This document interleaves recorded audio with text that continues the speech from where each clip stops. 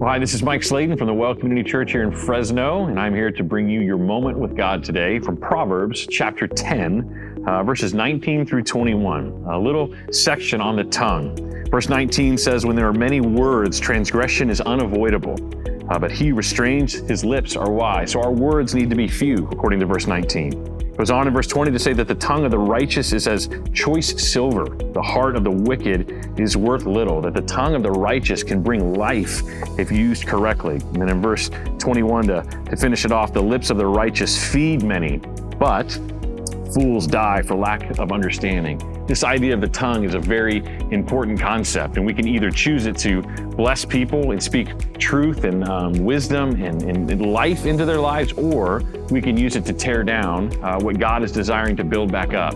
I think of Paul's words in Ephesians chapter 4, where he tells believers to speak the truth in love, that our tongue is both called to speak truth and to be honest about things, and yet we're to do it in a loving and graceful way. We have to combine those two things together. Jesus did an incredible job of modeling for us this for us. I think about John chapter 4 and his interaction with a woman at a well.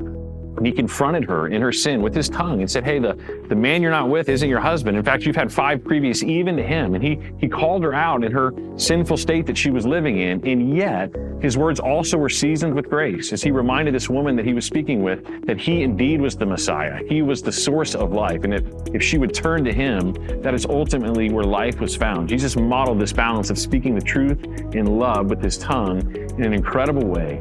As you think about your tongue today, I pray that God would use your tongue to bless others, that the words that come out of your mouth would be truthful, that they would be edifying, and that God would use you maybe to uplift someone even this day.